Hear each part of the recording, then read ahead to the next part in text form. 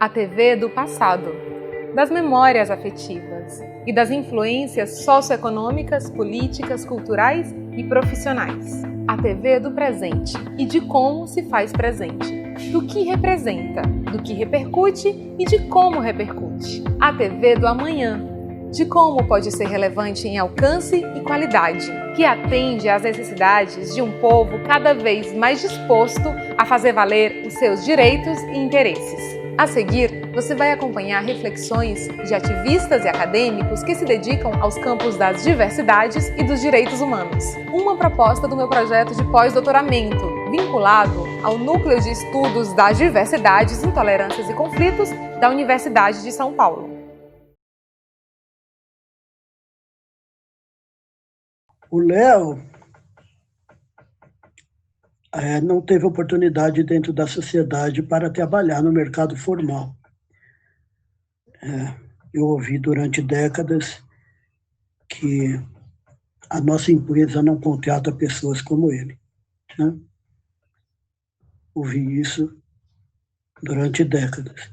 O último emprego que eu tive formal foi em 1988, que terminou em 89. Então, o meu trabalho é justamente esse: diminuir, lutar por direitos humanos, ajudar o próximo, ajudar as LGBTs, as pessoas sem casa, sem moradia, fazer, eu acho que até por isso que eu me formei em Direito, trazer direitos humanos às pessoas que foram historicamente apagadas como pessoas, que nem humanos são, né? A gente nem é reconhecido ainda como cidadão de direito dentro da sociedade. Se você pensar também que a população de rua, agora, há pouco tempo, é que consegue usar o SUS, porque sem documentação não pode entrar no SUS. Então a gente também vê que tem muita coisa errada ainda, tem muita gente ainda que precisa ser ajudada, e é esse meu trabalho. Depois que eu pegar minha OAB, o meu trabalho continua, porque eu já tenho vários projetos. Eu tenho um outro projeto que está aqui, né? Está vigente, chama Transformações, Transformando Vidas e Inclusão Profissional. Esse projeto, eu arrumo os locais, depois eu vou atrás de mão de obra, de professores, de pessoas que saibam dar algum curso, e a gente dá um curso de capacitação profissional, qualquer tipo de curso, para as LGBTs em alta vulnerabilidade. Ou seja, é tudo voluntário, ninguém ganha nada, mas a gente tenta dar esses cursos para que as pessoas sejam inseridas dentro do mercado de trabalho. Eu já nem luto mais pelo mercado de trabalho formal, porque eu tenho 50 anos, e para piorar para o mercado, né, eu também tenho mobilidade reduzida. Então, ninguém vai me contratar com 50 anos, sem experiência profissional e com mobilidade reduzida. E ainda mais sendo transexual, sendo um homem trans. Não vai me contratar mesmo. Então, eu faço para os outros o que eu queria que fosse feito por mim.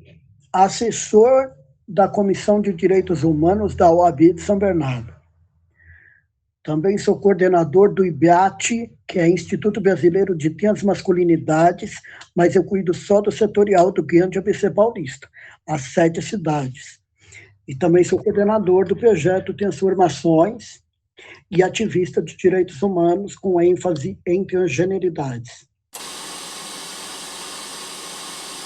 Eu assistia desenho, eu acho que o desenho que mais me impactou, assim, digamos assim, foi A Princesa e o Cavaleiro. Não sei se você conhece esse desenho. Esse desenho era uma princesa, né, com todas aquelas obrigações de princesa, de ficar lá, de ser dondoquinha, tudo isso, aquilo outro, dentro do palácio, e que de noite ela fugia do palhaço, do palácio, para ser o cavaleiro que cuidava de toda a sociedade, que amparava os carentes, essas coisas todas. E isso me impactou muito porque era ela, né? Quem é ela? Ela era o cavaleiro. E naquela época, eu acho que foi a minha primeira visão do que acontecia comigo. Essa obrigatoriedade social de que eu fosse a menininha, a princesinha, e eu sempre fui o cavaleiro. E isso, de certa forma, era muito repreendido socialmente. Então, esse desenho fez parte da minha vida como até um ideário, sabe? Uma possibilidade de fuga da minha realidade imposta socialmente. Isso eu já tinha, acho que uns 8, 10 anos, quando eu assistia a esse desenho. Eu acho que esse é o mais impactante, assim, né? Eu assistia muito desenho, mas eu não gostava muito de outros tipos daqueles japoneses, só esse que eu gostava, né? Speed Racer, algumas coisas assim. A Xuxa, né? Tinha a Xuxa na época também. E aí eu preferia a Xuxa do que a Angélica, sempre.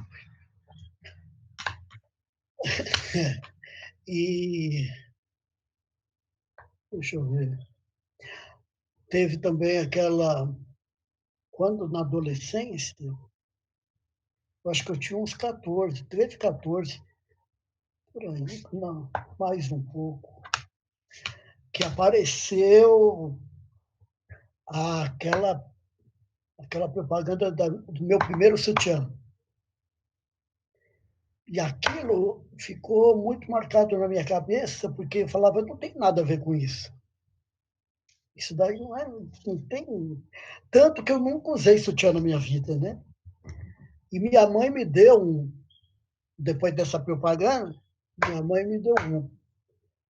E eu acho que eu fiquei com ele até os 40 anos dentro da gaveta. Nunca usei. Mas eu também não podia jogar fora porque era um presente da minha mãe, entendeu? Aí ele ficou até os 40, por aí, dentro da gaveta. Eu nunca usei na minha vida. Nem para. Nunca, nunca, nada. Nunca usei. É, eu acho também que tinha interessante.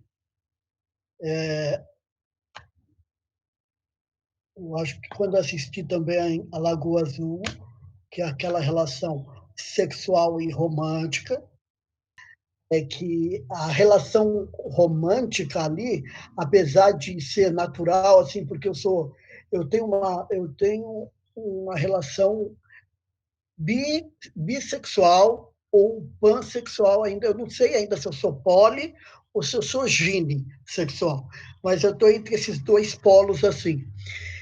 Então, aquela relação romântica, eu até entendia tranquilamente, só não entendia o papel feminino como sendo meu, de jeito nenhum. Eu nunca me vi no feminino. Então, os meus conflitos eram sempre com o papel exercido pela feminilidade, que não era nenhuma representação para mim. Né?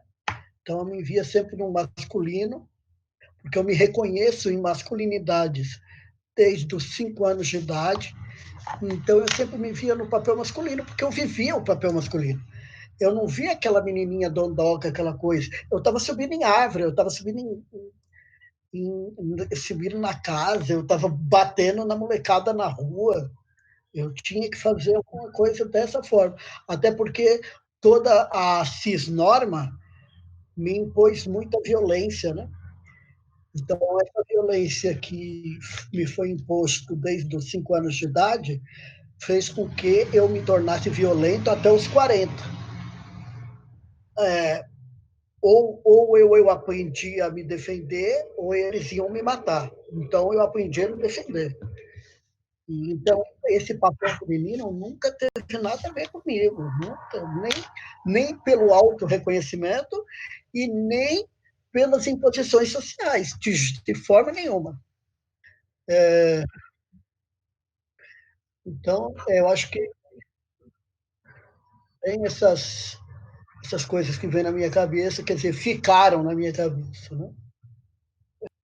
A gente passava, tinha aquele programa que só tinha notícia da vida dos outros. Nunca vi uma coisa dessa. Ai, fulano fez isso, fulano fez aquilo. Sempre teve, né? Sempre teve. E aqueles programas de domingo também enchia a paciência. Silvio Santos, pelo amor de Deus, né? O maior químico do Brasil, transformar o domingo em merda, né? É o maior químico, fantástico ele. Não tinha jeito, não tinha como, porque o domingo era perdido. A gente, como a minha geração, não é essa geração que fica o tempo todo aqui, né? Nossa geração era livre, era rua, né? Então não tinha domingo que você ficasse dentro de casa, porque não tinha o que fazer dentro de casa. Você não ia assistir a merda do Silvio Santos, e nem a porcaria do o Chacrinha. Era até interessante, porque eu gostava dele jogando um monte de tranqueira no povo e tal. Uma coisa muito louca aquilo. Né? Mas jogar bacalhau, cara, aquele bagulho voando sal para tudo quanto era lado, ele jogando peça de bacalhau no povo, eu achava muito interessante. Mas eu não ficava mais que meia hora assistindo aquilo, né? Então a gente ficava no domingo, já não tinha. Eu ficava na rua das 9 da manhã até as 9 da noite. A gente vinha, almoçava e voltava para a rua. A gente ficava o tempo todo na rua. Porque não dava para assistir. Domingo era um dia perdido na TV, não tinha nada que prestasse. Ele continua sendo, né, o maior químico do mundo, não é possível, só fala merda. Apesar que ele compete agora com aquela Luciana, sei lá como é que é o nome dela, Gimenez, os dois competem ali pau a pau, porque eu não sei quem é pior, nossa senhora. E agora esses programas religiosos, né? O que é isso, gente? É uma perda de tempo, um estelionato na fé alheia, um estelionato, que é um programa de estelionato, né? Ele é um programa de estelionato. Ele fica ali te vendendo eu lembro como é que era o nome dele? Do Chico Anísio, que tinha um personagem dele, o Tintones. Lembra do Tintones? É ele mesmo. Como que o Chico Anísio adivinhou que ia virar aquilo, né? Porque virou exatamente o que o Tintones fazia, que era vender um pedaço de terra no céu, lá no céu. Você compra. É um absurdo. Como é que as pessoas não entendem isso, né? Se Deus é onisciente, onipotente, onipresente, por que ele quer dinheiro? Né? Dinheiro, gente. Aí eu tenho que dar dinheiro para Deus. Eu ouvi esses dias um cara falando assim: eu dou dinheiro para Deus. Agora, se o pastor desvia, é ele que vai se resolver com Deus. Gente!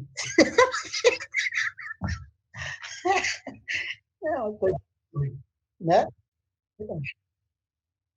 Essa coisa, eu nunca gostei realmente. Não tem, nunca me entrou na cabeça esse tipo de programa. Falar mal dos outros, falar da vida dos outros.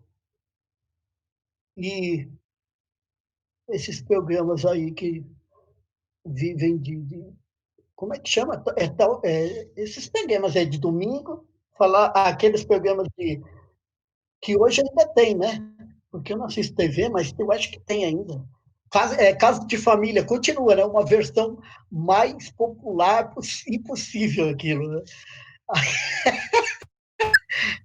Porque antes se falava da vida dos ricos e poderosos e agora o pessoal colocou um programa para você, os pobres, né? Classe baixa, pobrezinho, nós falando mal do vizinho, da mãe, do tio, da mulher, do marido. Gente, é um absurdo. Titanic era um barato, né? Os personagens dele eram muito, muito próximos da nossa realidade e continua muito atual. Né? Não mudou nada, não mudou quase nada, né? Tinha todo tipo de personagem e que a gente e que não era uma coisa fictícia longe da nossa percepção. Você encontrava aqueles personagens dentro do seu rol de amigos, né? Tinha sempre alguém que era muito parecido com aqueles personagens. Eu achava bem interessante. Eu gostava muito dos Ticanis, um humor muito inteligente, crítico, né? Na época era bem crítico ao governo. Achava bem interessante, muito, muito legal. Assim, de comédia, né? Eu achava a escolinha do professor Raimundo. Eu creio que hoje, se a gente pegar alguns daqueles episódios, pode ser que tenha algumas falas problemáticas, né? Porque nós estamos hoje primando pelo politicamente correto de todas as formas possíveis e imagináveis. Mas lá naquela época de 1980, era mais, não que a gente apoiasse o que estava errado, mas era como se fosse absorvido, né? A gente absorvia aquilo de uma maneira mais calma. Não que eu seja a favor de absorver racismo, sexismo, essas coisas todas, mas havia, havia esse olhar, né? Eu acho que era uma naturalização de algumas coisas. A gente está quebrando essas naturalizações hoje, graças a Deus, né? Enfim, até que enfim, né? Mas você vê que hoje a gente está muito mais conservador que naquela época. Você via Tieta, né? Tieta foi um marco, como é, falava de homossexualidade com falas importantíssimas, né? De transexualidade na real, com falas importantíssimas. Hoje, a gente está regredindo, né? A sociedade regrediu de uma maneira que não se fala mais do direito do outro com naturalidade. Se tem uma privação de direitos humanos, como se não é nenhuma privação, não. É uma negativação dos direitos humanos enquanto direitos humanos. E eu creio que seja por desconhecimento mesmo e por uma construção muito mau caráter de fazer com que os direitos humanos sejam mal vistos pela sociedade, né? Isso movimenta direitos particulares, né? A classe alta tem muito interesse em que nós não queiramos que os direitos, né, sejam alcançados por nós. Mas, naquela época, eu creio que a gente falava das coisas com uma liberdade, não com uma liberdade, né? Uma coisa, a gente, os anos 80, ele era menos, se falava de tudo, né? De tudo, ao mesmo tempo agora, e às vezes, é lógico, com falas bem, bem preocupantes, mas se falava de tudo. Eu tenho que dar uma relida lá nos anos 80, porque eu acho que eu vou achar muita coisa horrível, né? Aí a gente questiona hoje o funk, mas tinha músicas que estavam na conotação do mesmo jeito, e eram músicas populares, e eram da mesma forma, né? Aqui agora está mais explícito, assim, falam, por exemplo, falam, né, digamos, o pinto do cara, a buceta da menina, tal, tudo na música. Mas antes se era, você sugeria, né? Mas era conotação sexual do mesmo jeito. Eu lembro até tem um vídeo da Xuxa, né, que ela levou um cara lá um americano para cantar uma música em inglês, né, que fala sobre que ela não ia dar porque ele tinha o pau pequeno, não era isso, né? Então, cara, aí a gente fica reclamando aí dos caras que tá fazendo funk, sabe? Aí parece aquela, sabe aquelas pessoas que falam que não existe nada no meu tempo, não existia homossexualidade. É a mesma bosta, a gente está vendo, né? A gente está parecendo esse povo, né? Esse povo que critica o funk, parece essa mesma pessoa que fala, no meu tempo não tinha aqui. Claro que tinha. Tinha mascarado de alguma outra forma, tinha um invólucro diferente, mas existia da mesma forma. Do filme. A gente ia no cinema, né? Não tem tem um trailerzinho que apresenta o filme, né? Aí, lá nos anos 80 até os anos 90, postava as melhores partes do filme, não era só um chamadinho. Não, mostrava quem ia morrer, quem não sei quem você falava, pô, fulano vai morrer. Aí você ficava com raiva e queria assistir por que ele vai morrer. Mas ele já.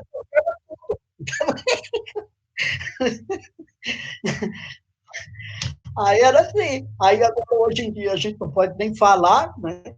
Olha, né? A gente fala, como é que é o nome daquele? O Lúcifer. Esse dia eu falei assim, o Lúcifer, né, tá de volta. Aí na parte 1, aí eu falei um trechinho, quase me lixaram. Eu acho o filme saiu nos Estados Unidos, aí tinha aquelas revistas, eu acho que era Tititi, tinha umas revistas assim, que você pegava a revista, estava descrito o filme todo na revista, com foto, cacete quatro, né? Falava tudo, falava caras. Caras é aquela que fala do povo, né? Do povo rico. A manchete falava o que ia acontecer na, na novela no dia anterior, né? No dia anterior, você sabia exatamente tudo o que ia acontecer na novela. E você assistia a novela só porque você ficava com raiva de saber tudo que estava acontecendo ali. Aí eu preciso ver isso. Né? Eu preciso ver. Era o contrário. Hoje, a pessoa, se souber antes, não assiste a TV, não assiste o filme. Não, você já me estragou. Isso, spoiler!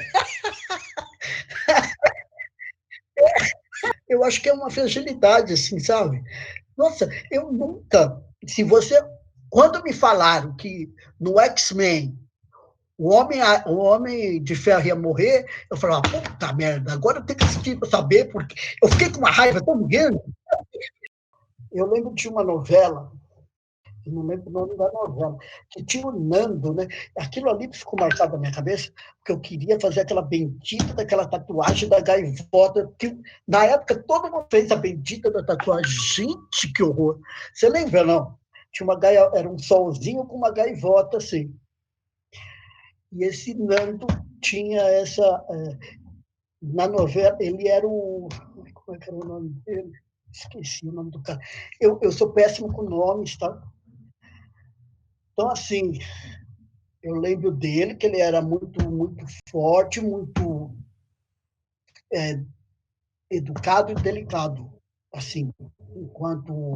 Não era um brucutu, entendeu? Esse tipo de homem era o que me dava o direcionamento. Apesar de eu ser extremamente violento por causa de todos os fatores que, que ocorreram na minha vida, né? Quase eu mal podia sair de casa que tinha alguém querendo bater em mim, querendo alguém brigar comigo, então, mas o que eu o que eu construía para mim, né, tinha que ser esse homem mais frágil, esse homem mais delicado, né? Que na verdade eu acho que é sensível a palavra, né? Uma pessoa mais sensível, aquela pessoa que se deixa ser quem é, sem ser influenciado pela pressão do machismo. Né? Então, todos esses personagens que davam essa quebra de parâmetro, assim, era bem interessante para mim. Muito. Tinha eu ensinando e tinha alguns outros. Eu gosto de personagens gays, né? Personagens gays. interessantíssimos, porque é uma quebra do ideário desse homem que tem que ser másculo, cuspir no chão, bater nos outros, essas coisas todas. Então, mesmo que ele não seja gay, o fato de ele ser, isso é misoginia, né? Falar que um homem é feminino, isso é misoginia. Então, o fato de ele ser mais sensível com relação à postura dele com o mundo e com os outros sempre foi muito interessante. Isso sempre me chamou a atenção. A gente, falar que a televisão não influencia é mentira, né? A gente é movimentado, quer dizer, eu acho que 90% da população é movimentada pelo que a rede diz. E o problema é esse, né? É que é totalmente parcial. Então, vamos lembrar que a Globo apoiou a ditadura, né? E vamos lembrar que a Globo apoiou também vários outros candidatos que fizeram merda aí. E quando movimenta o interesse da rede ou de seus pares, né, da classe da elite, aí fica meio complicado a gente saber exatamente o que está acontecendo na real, porque há uma que se maqueia, né? Porque tudo tem dois lados, não, tudo tem vários lados para serem observados, né? Não é dois lados, nada é preto no branco. Tem uma nuance ali no meio de cinzas, de interpretações, de realidades, que raramente são observadas. Né? Quando a gente vai pensar, digamos, na transfobia estrutural toda desse país, o que a gente tem ditando as identidades trans dentro dos meios de comunicação? Só a violência, que a travesti mata, que a travesti rouba, que a travesti faz isso, que a travesti faz aquilo. E isso é a imagem criada pela mídia. Aí a gente tenta se aprofundar para entender quem é a travesti, o porquê dela estar ali, todo um estudo sociopolítico, econômico, institucional e tudo mais, vai descobrir que essa mesma pessoa que criou a ideia de que a travesti ela é violenta e criminosa é a que se favorece dela permanecer lá na prostituição, nas avenidas, lá, porque ela, o papel designado para ela socialmente seria de se prostituir. Né? Então, não é dois lados, não é tudo tão simples assim. A gente tem que viver tudo e analisar todo o contexto que é dado por uma mídia, necessita pesquisa, né? Necessita de um tempinho a mais, necessita de interesse. E as pessoas não têm isso, né? O que a Globo fala, bateu na tela, está tudo certo ali. Ou o que a Band fala, depende da ideologia dessa pessoa, por exemplo, se ela for evangélica, da igreja do R.R. Soares, o que ele falar lá no programa dele é bater o martelo. E quero ver alguém conseguir destituir ela dessa formação que o cara deu. Né? Você vê a Flor de Lis aí, uma deputada eleita por um grande percentual. A gente tem que lembrar disso. Ela teve muita gente votando nela. E tudo que ela fez, e você não viu nenhuma revolta dos evangélicos. Tá? Você não vê. Eu não vi. Você viu? Eu não vi. Eu não vi nenhuma manifestação dos evangélicos aí falando do incesto que ela cometia, da escravização dos filhos para promover encontros sexuais de outros pastores, né? Porque isso é tráfico de pessoas para fins de sexual, para fins de ato sexual.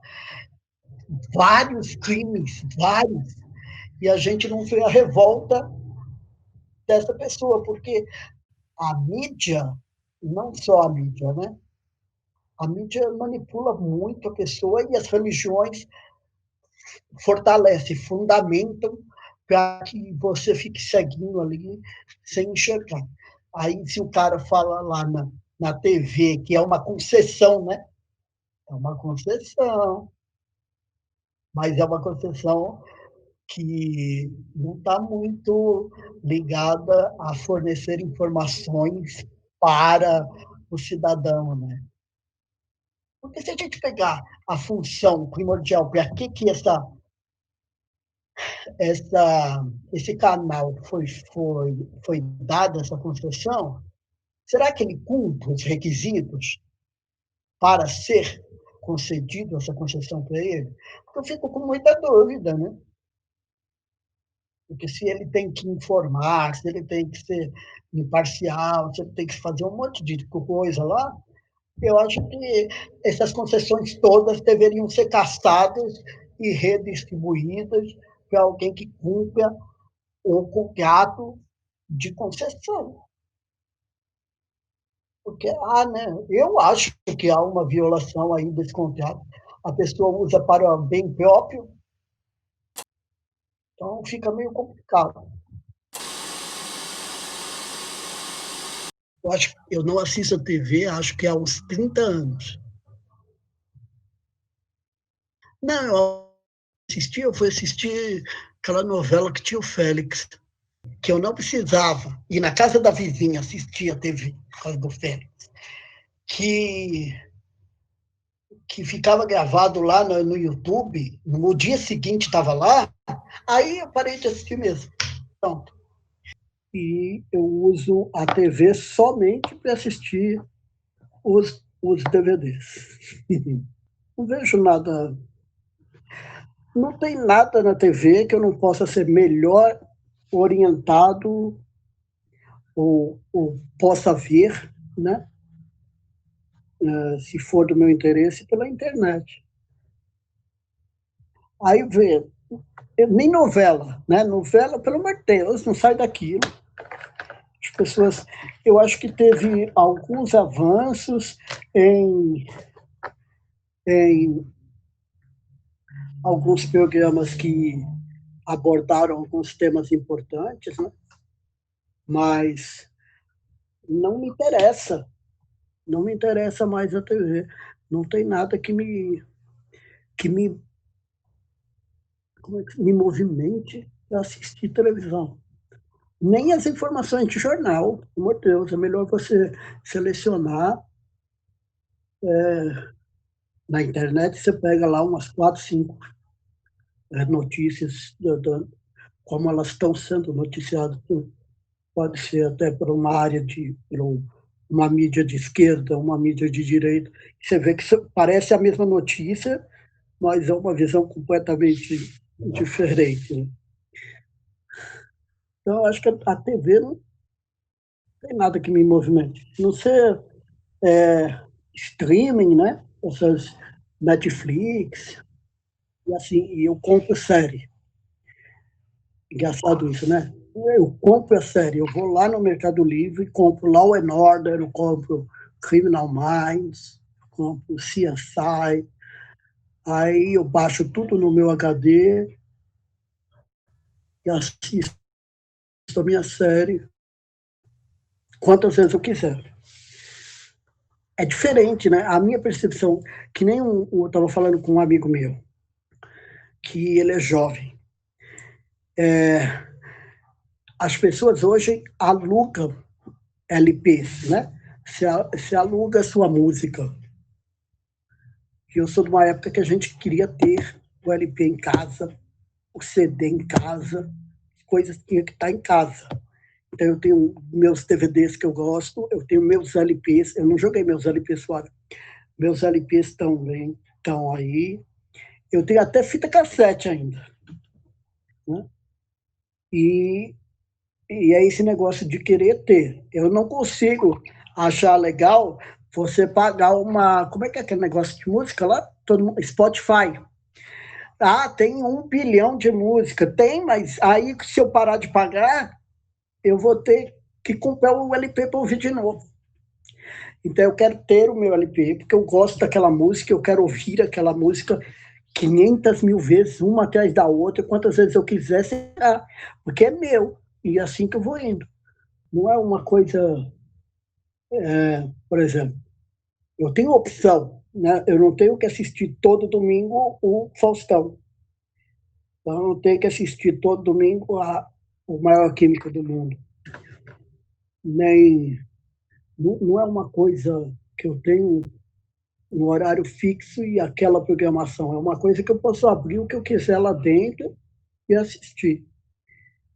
E eu acho que é válido, é como se fosse uma TV, né? Eu acho que é isso. Como se fosse uma TV com escolha sua, escolha própria.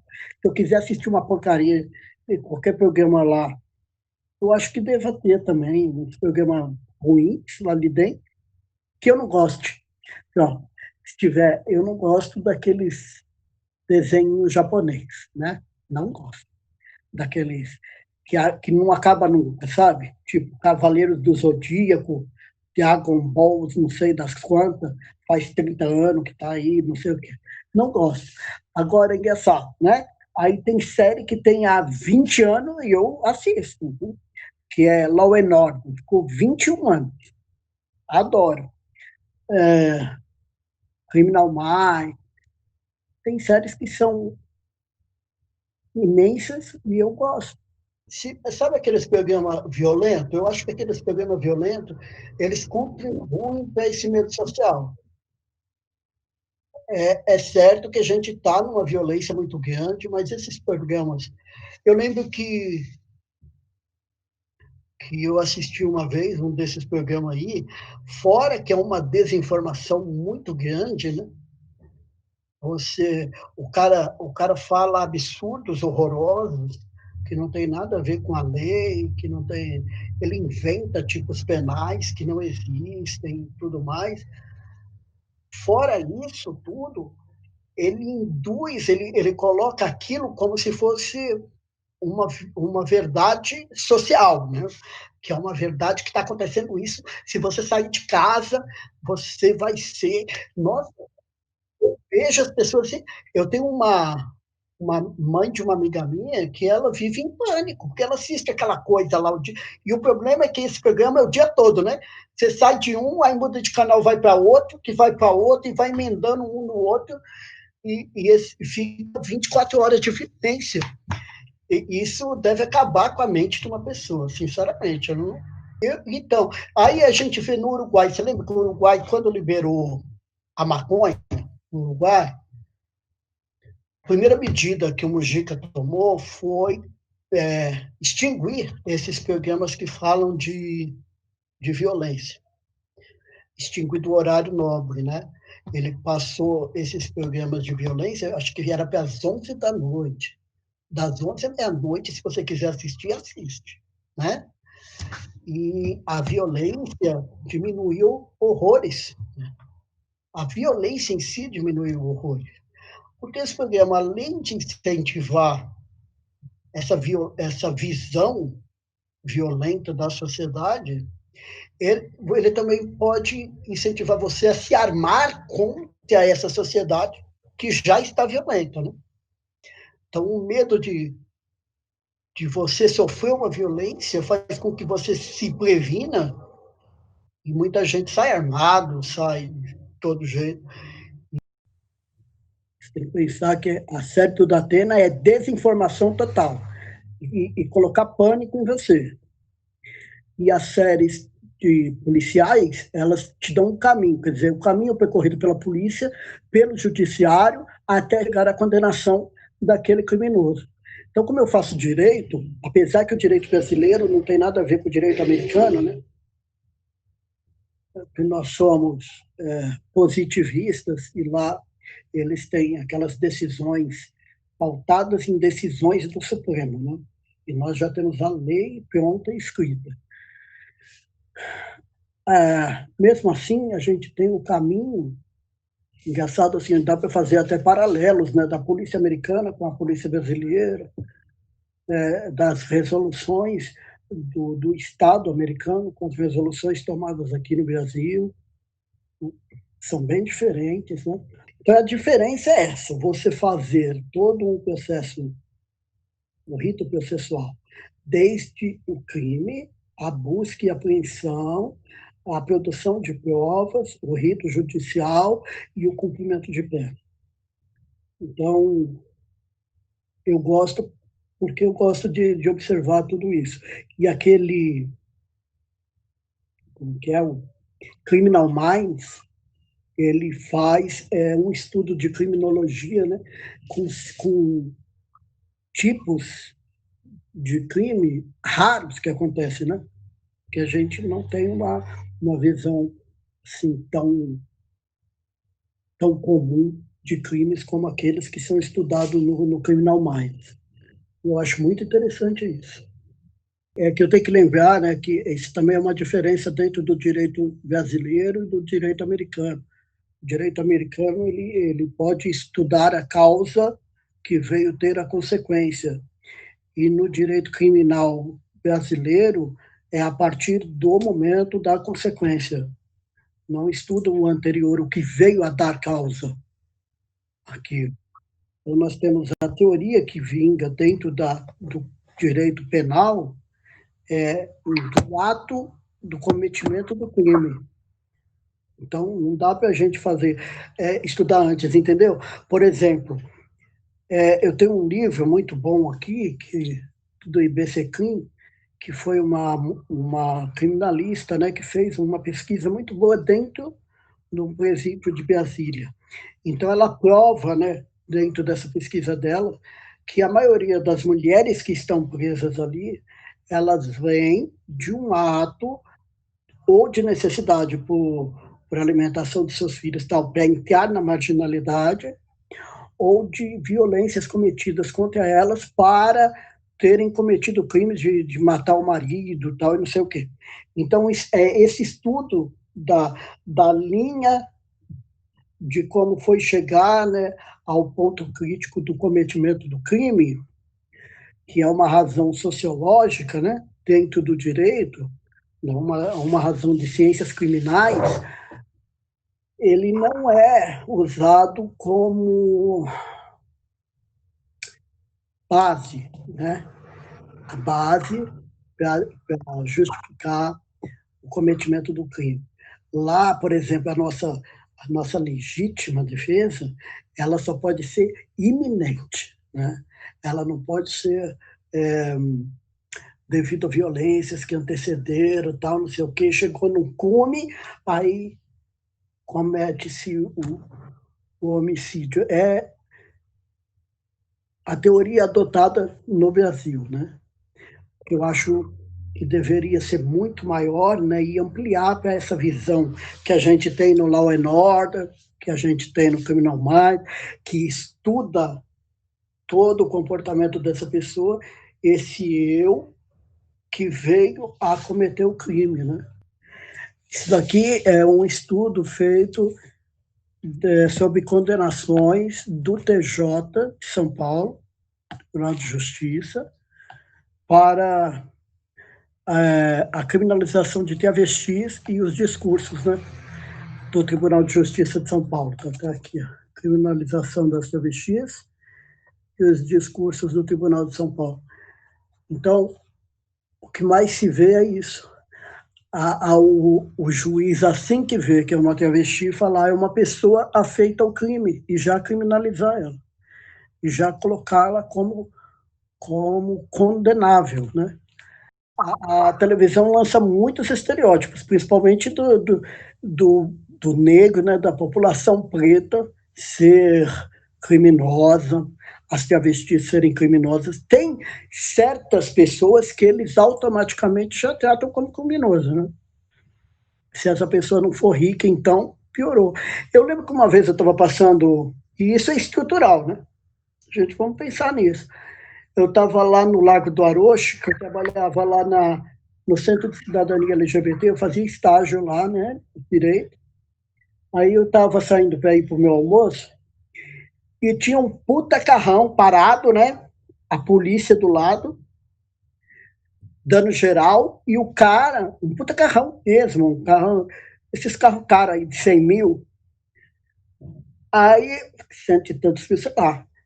Aí a polícia dando geral no carro porque o cara era preto.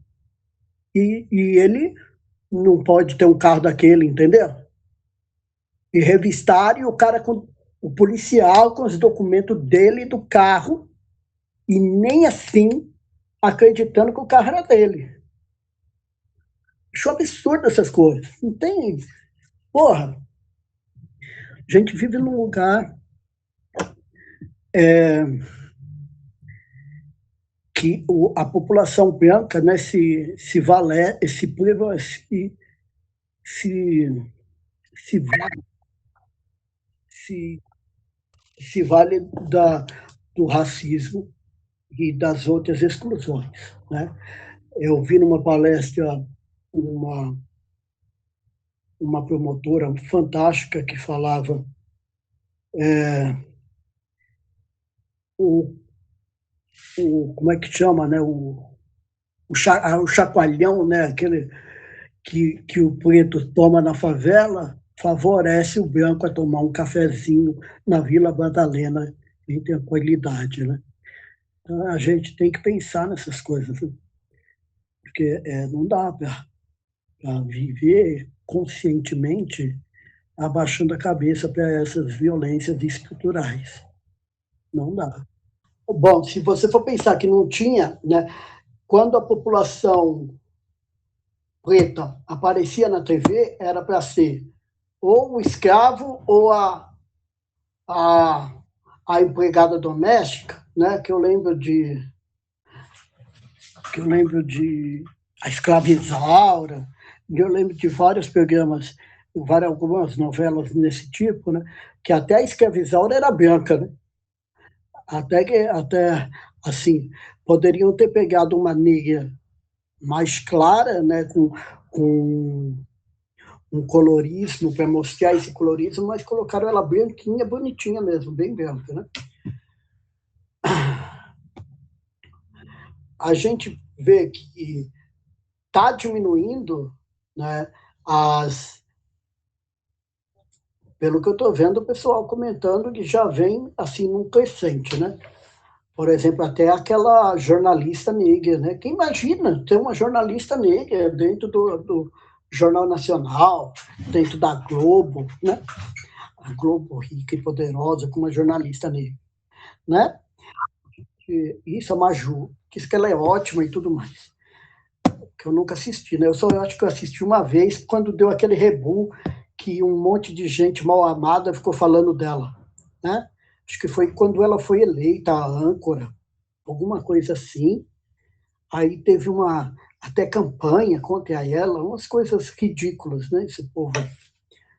Então a gente está vendo que representatividade é muito importante. E representatividade precisa ser efetiva. Se nós temos uma população que é 53% negra, preta, por que esse número é tão ínfimo dentro dos espaços de poder e tudo mais?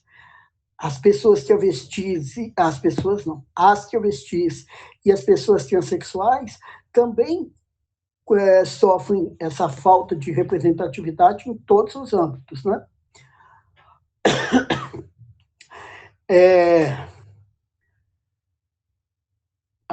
Teve 2 programas da Globo, que eu nem lembro como é que é o nome, eu até participei de um deles, que falou sobre transexualidade, um de jornalismo lá. E teve 2 que falou de transexualidade e teve uma novela que falou sobre homens trans, né? E depois teve uma novela que falou sobre uma mulher trans, agora acabou há pouco tempo, parece, né?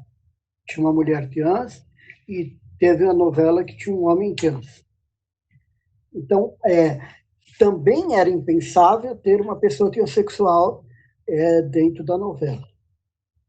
Hoje parece que está tendo outra novela que tem um amigo meu, o Bernardo de Assis, que é um homem trans também na novela.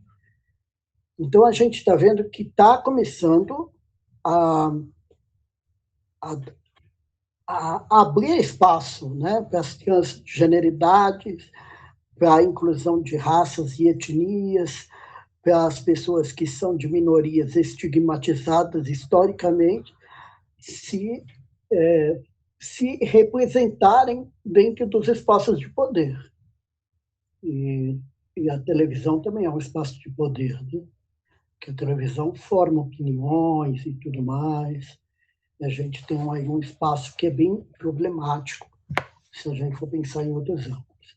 Aí, veja bem, eu só que estava falando da Globo com esses espaços para as pessoas transexuais, e, ao mesmo tempo, acho que faz 2 anos, ou 1 ano, não lembro se é 1 ano ou 2, já estou perdido com essa pandemia. Passou uma reportagem na Globo, no Fantástico, falando de um homem trans, né, e transformando esse homem trans num estelionatário, uma pessoa que enganou toda uma cidade, e isso, aquilo, outro. Né? E fora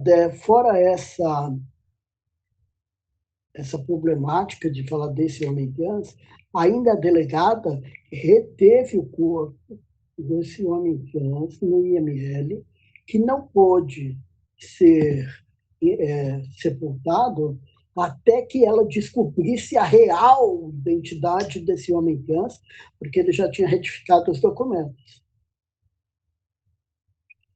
Eu não assisti. No outro dia estava uma repercussão imensa, né? Na rede. Aí eu assisti a reportagem na rede, já fui diretamente para a Defensoria Pública e entrei com processo contra a Globo. Chamei algumas representações LGBT aqui de São Paulo, né? Chamei a família Stronger, chamei o coletivo Arochianos, chamei a Mapoa. E nós fomos na Defensoria e entramos com o processo contra a Globo por transfobia, que estava muito claro a transfobia da Globo, e ela não poderia dizer que era por falta de conhecimento, já que ela já tinha feito dois programas de jornalismo sobre transexualidade, 3, né?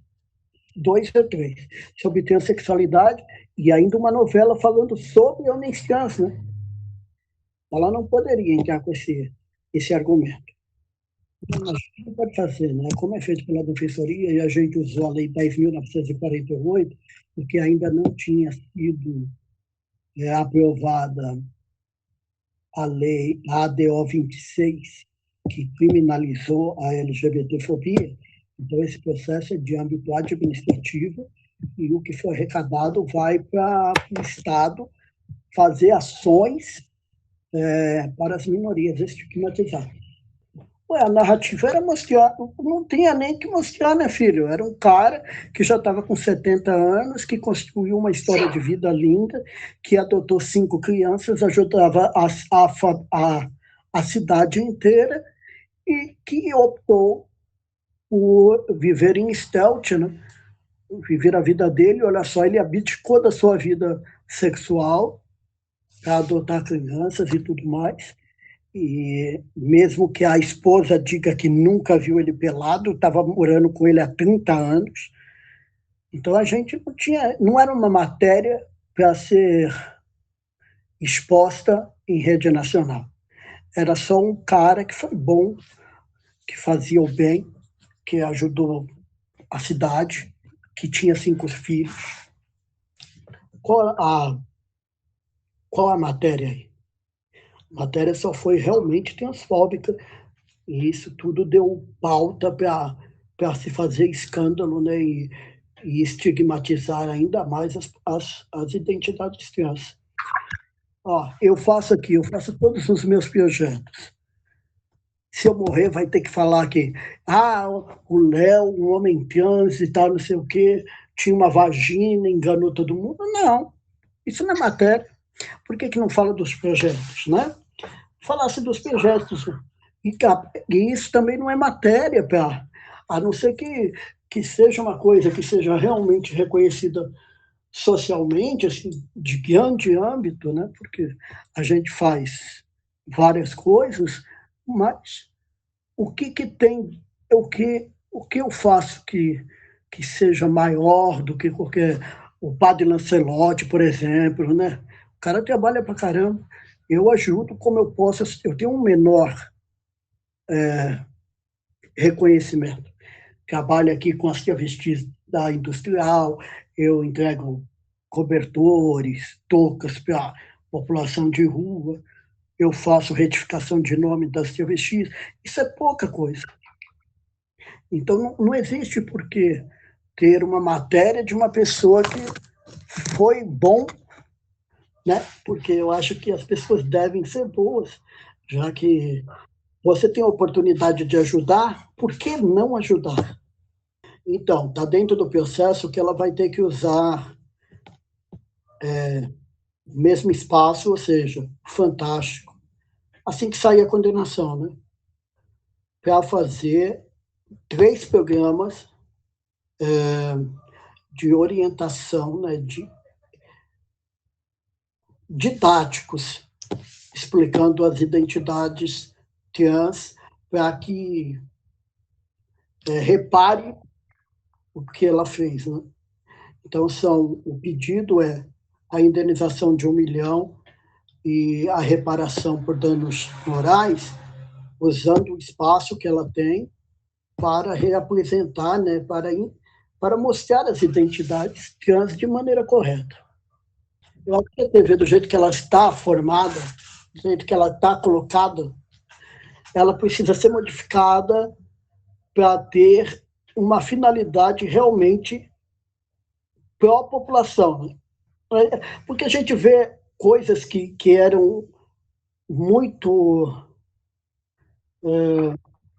boas, né, para a população, TV Cultura, tinha vários programas bem educativos que simplesmente foram extintos, né? Acabaram. Inclusive, o Bozo acabou com um desses aí, né? Um canal ótimo aí que tinha, eu nem lembro qual que era, mas a gente tá sendo manipulado pelo SBT, ou pela Globo, ou pela Bandeirantes, ou pela Manchete, nem sei se tem Manchete ainda. Tem Manchete ainda? Não, é Rede TV. Rede TV, eu acho que, sinceramente, eu acho que eu acho que a população tinha que assistir menos TV, sabe? Por mais que 98% da população tenha TV em casa e que isso talvez seja a única distração que ela tenha na vida, se for pensarmos aí em cidadezinhas muito pequenininhas ou cidades que tenha uma população pobre e tudo mais, que só tem aquela TV como recurso de sair da sua bolha, né? Eu acho que isso talvez ajude, mas é bem complexo. Eu acho que a pessoa que tem acesso à informação não precisava assistir TV, não. É isso. Então, se a TV quer refletir uma sociedade, ela tem que fazer dos seus programas que reflitam a sociedade, né? Então, se nós temos 53% de população preta, se nós temos 10% de população LGBT, isso sem incluir as pessoas não binárias e as pessoas bissexuais que juram que não são bissexuais. Então, aí eu creio que seja em torno de 17%. Por que isso está refletido dentro da TV? Por que isso não está refletido dentro de todos os lugares, né? No meio social, no meio comercial, no meio institucional, porque a gente não se vê refletido nessa sociedade, porque tudo é branco, né? Porque tudo é brancozinho, limpinho, bonitinho, e o resto é marginalizado, é jogado à margem da sociedade. Então, a gente tem que mudar muita coisa. Eu não me sinto representado por essa sociedade. Não tem representatividade essa sociedade para mim. Eu não me sinto dentro dessa sociedade. Tanto que, né, eu construo em mim algo que eu acho melhor para mim e que também não fira o direito dos outros, que eu tento construir um caminho onde a pessoa possa entrar sem ser discriminada. É, não dá para, não dá, né? Nem você deve se sentir representada dentro dessa sociedade, porque a construção de mulher que essa sociedade quer não representa a mulher. Ela é feita para o bem-estar masculino. Olha que horror, né? Ah, você tem que se depilar, tem que se maquiar, tem que fazer isso, tem que se fazer aquilo. Isso daí é, pô, você não tem que fazer isso. Você tem que ser feliz. A tua função na tua vida é ser feliz. Mais nada. O resto é construção social. Entendeu? Para ser feliz, você tem nem trabalhar, você precisava. Você só tem a obrigatoriedade de ser feliz. Então, briga por isso. É isso. Então, tinha que refletir essa sociedade. E tinha que buscar o que a Constituição delimita, que é a dignidade da pessoa humana. As vozes têm que ser ouvidas. Esse pessoal não é falar de rico, não. Tem que falar do pessoal que está na marginalidade, o que eles necessitam, o que os LGBTs necessitam, o que a pessoa preta precisa. Todos aqueles que são apagados dessa sociedade tinham que ter voz. E essa voz, aposto que ela ia encontrar eco nessa sociedade que nós vivemos. E talvez assim a gente pudesse continuar, conseguisse parar de eleger político corrupto, né? Que fica aí abraçando o bebezinho e aí entregando a mão e vem comprando voto por dentadura ou um saco de cimento. Quando essa pessoa começasse a entender que ela faz parte dessa sociedade, é ela que muda isso aqui. A gente vê um cara, hoje isso me deixou muito chateado, o cara lá que é representante da associação dos supermercados, né? Dos donos de supermercado, falando, falando a fala de Maria Antonieta, né? Que quem não pudesse comprar arroz, que trocasse por macarrão, né? Que comêssemos brioches. E eu fico muito chateado que essa sociedade não entendeu isso ainda, porque eu acho que a gente lembra que depois dessa fala, o que veio foi a Revolução Francesa e as cabeças foram cortadas, porque o povo tinha orgulho de si e lutava por si. E nós perdemos a coragem, sabe? Tudo que tiraram do brasileiro, a pior coisa que tiraram foi a coragem. A gente não tem mais coragem. E isso me chateia muito. Eu lembro quando o, o Congresso do Paraguai começou a pegar fogo, quer dizer, que o povo botou fogo, e a população do Paraguai, os militantes de lá, gritavam que não eram os brasileiros. Né? Nós não somos brasileiros, porque eles estavam tentando tirar direitos trabalhistas no Paraguai. A gente já estava com essa má fama de covarde. É, eu acho que é isso. Uma concessão para modificar isso aqui tem que mostrar para a população quem ela é e que é ela que manda nisso aqui, não é quem está lá. Né?